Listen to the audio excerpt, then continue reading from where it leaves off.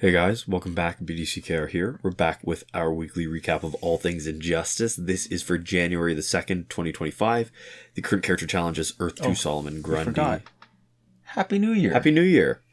That is a 1 week repeat in the new year. The required characters are Wonder Woman, Cyborg, and Sinestro, who are silver, bronze, and bronze, respectively. If you look at the lowest tier, you get each of them. His passive is Death and Decay, which is when Solomon Grundy is in combat. His death aura does a damage over time to the enemy. There is a chance to decay a piece of gear for the whole match on tag-in, and opponents gain power twice as slow when they fight Solomon Grundy or any of his Earth 2 teammates. He's got 1,100 attack and 1,300 base health.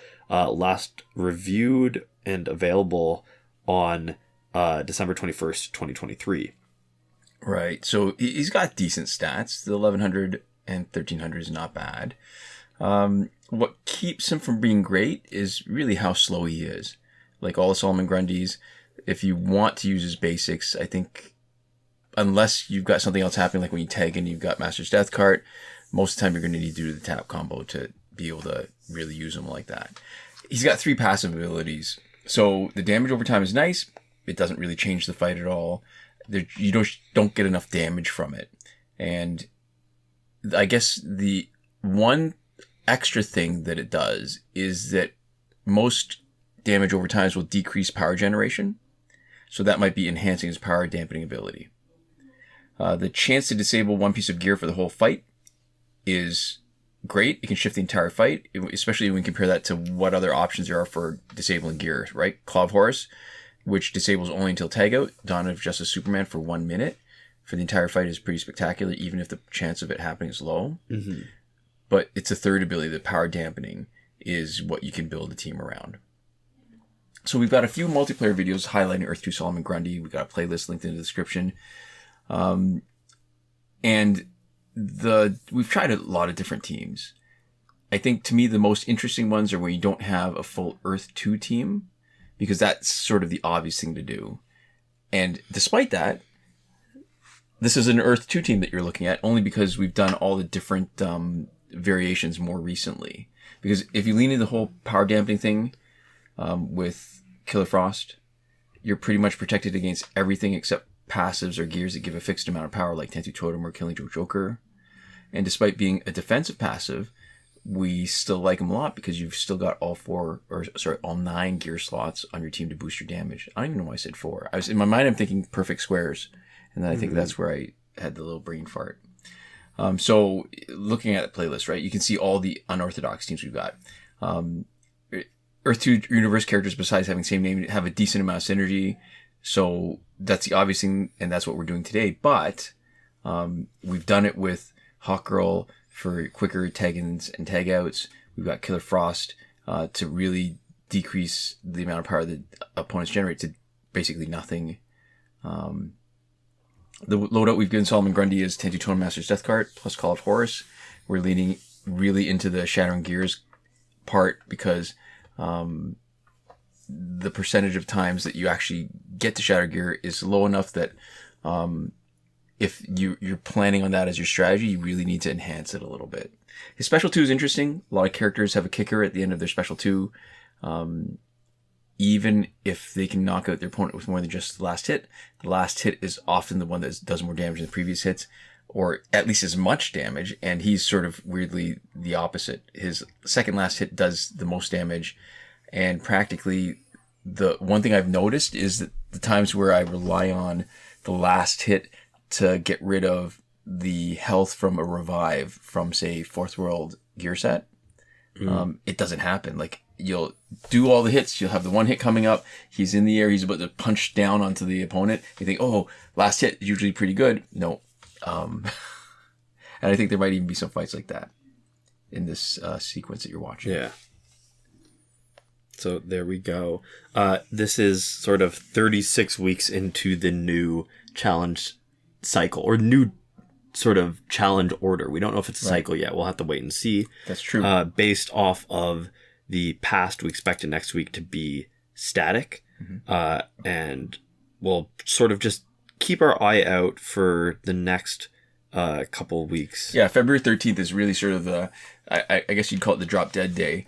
where something might change. Where if they're going to alternate missing characters again with that other pattern, that's the last thing they can do it and still have the ability to keep on alternating. Yeah, so we'll just see how that goes. Yeah. This week's multiplayer reward is Astro Force, which becomes Astro Harness. When it's maxed out on any special attack, applies electric damage over time, dealing 10% of special damage for 5 seconds. On a lethal hit, there's a 75% chance to trigger Power Shield that will absorb damage up to 40% of max health. Sort of a little bit different from a Revive. It works to... it sort of counts as just like a larger health pool if it triggers. Right. And the evolved ability, which is the one that really matters, makes such a huge difference, especially when you're playing against it. It's a little annoying. The evolved ability is invulnerability for 5 seconds at health thresholds 100%, 50%, and 10%. It's last available on the 30th of May, 2024.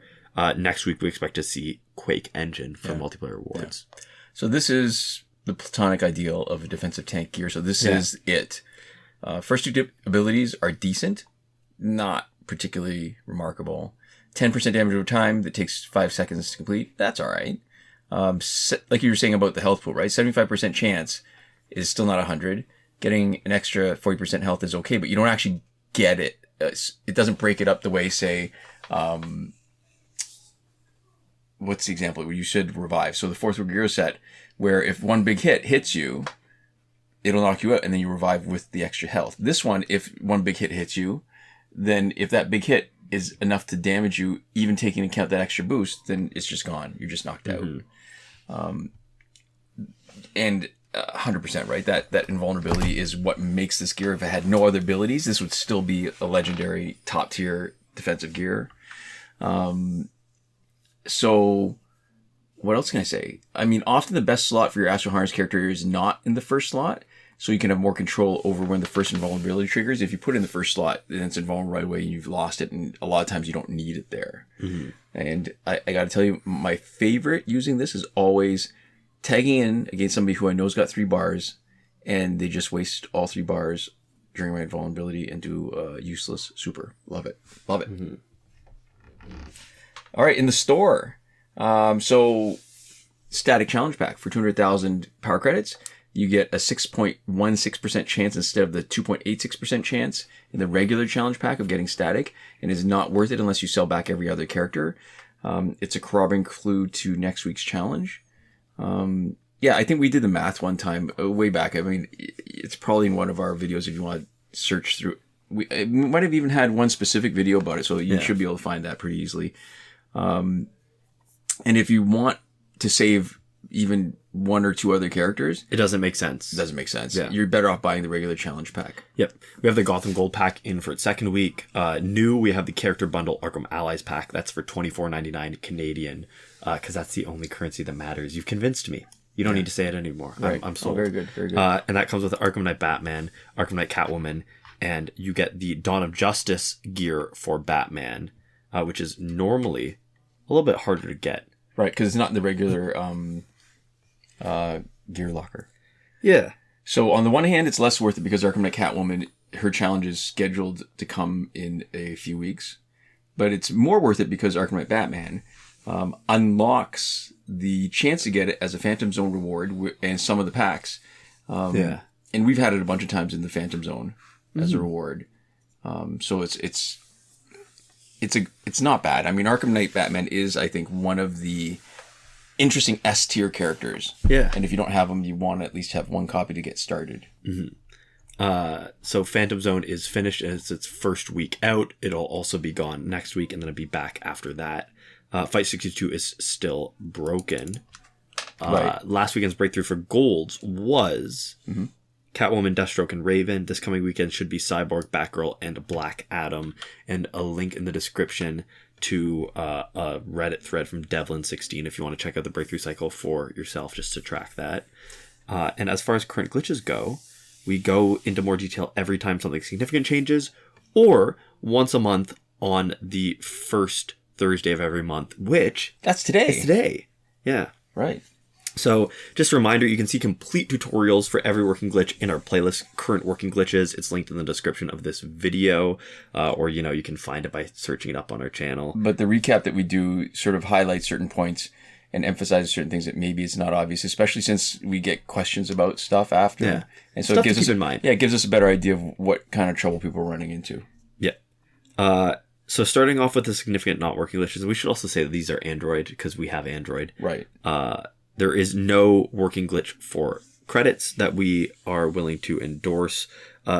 In season 6, episode 9 of our P&Q and CNA&T, we talked about a strategy that people were using, at least at the time. I'm not sure if it's still valid, but people don't really talk about it on our channel anymore, at the very least, or in other spaces that we can see. But it involves requiring 2 devices being logged simultaneously into one account. Right. And anything that requires you to be messing with multiple accounts or multiple devices in the same account has an increased risk of doing bad stuff to your account. Just in terms of messing it up permanently. Right. So season 6, episode 9 is where we talk about how it can go bad. Yeah. The glitch for getting repeated multiplayer season rewards, past multiplayer season rewards, that's not working. The glitch for getting early multiplayer season rewards is not working in a way that's exploitable. In fact, it's probably happening inadvertently, and the reason why sometimes people at the end of a season don't get the rewards. Yeah. There's no glitch to get through Phantom Zone quickly, but we do have a bunch of speed runs that were kind of fun to play. I hope they're fun to watch. They're in a playlist on our channel. And the minor glitch that used to let you get the free energy without watching the video, also not working. And that's separate from the time shifting for free energy, which we'll talk about later in our working glitches, which is what we're going to talk about now. Yeah, so the glitch let you play Phantom Zone repeatedly is still working, or I guess was recently still working. Right.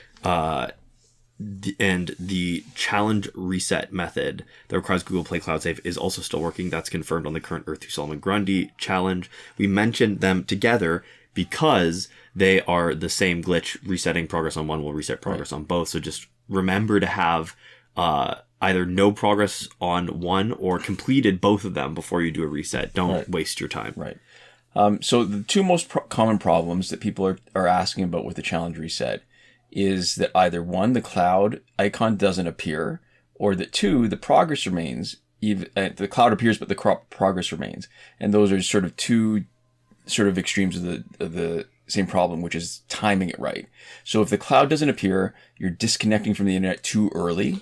So you got to wait a little bit longer the next time you try it. And when the cloud appears but the progress is still there, that means you're disconnecting too late. So you got to find that sweet spot. And your visual cues are going to be what's happening on the screen and what's because you don't know exactly when the game has downloaded the save from the Google Cloud. So there we go. Yeah. Tip we've cut and pasted in the description from a viewer who has identified which files you can just move around without having to delete them. And it saves you having to re-download about 1 gig of data. I mean, if it doesn't matter if you don't care if you've got unlimited data, but it does save you a bit of time. Yeah. It definitely saves you the cost. And I think the time is worth it if you are having to re-download. Yeah. The breakthrough glitch to let you play it repeatedly is still working. The airplane mode / refund glitch is still working. That's good for packs with random drops and last laugh tickets. Just anything that you have a random outcome that does not require an online connection. Right. So that means it doesn't work in Phantom Zone. Right.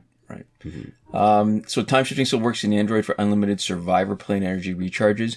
Make sure you bring your countdown clock back to normal before you finish. It is the single most common reason for why people are not having events show up in time. And when I say events, I mean stuff like the challenge or Phantom Zone or any things that are on a schedule to come back. Sometimes that's going to screw up your sort of schedule of events. Don't do that. So there we go. And in between the not working and working glitches, we have the promotion glitch where you can promote characters that are still locked. Hasn't had the right conditions since update 2.14, so it's not testable, not usable. But technically, we don't know if it's been patched. Because it hasn't failed us once. It's been working every single time the conditions were right. So it's in here on a technicality. Just because, conditions are 3 years ago doesn't mean that they have patched it. Only 3 years ago? Or I don't know, maybe even longer. Who knows? Yeah. To finish up, we'd like to give, or I guess we should say that's the end of the content this week. We're finishing up now. We're moved into the finishing up part of the video. And the finishing up part of the video is basically just exclusively us saying thank you to people. That is a huge thank you to our patrons on Patreon, which is specifically Michael Devries, Irvin, Ruiz, Hoshi127, and Nora Klimek supporting us on the credited level. But it's also a more broad, diffuse, unnamed thank you to everybody else who is supporting us in one way or another. And if you're listening to this, that includes you, because you've at least watched our video and made it all the way to the end, which is kind of cool. I think user attention is one of those metrics that YouTube likes. Yeah. Not that we're really trying to squeeze every last penny and every last sort of YouTube search recommendation and all of that. We're not trying to make a full-time career over this, but we appreciate the time that you've spent with us. So thank you so much for your support, and we'll see you next time. Komoda.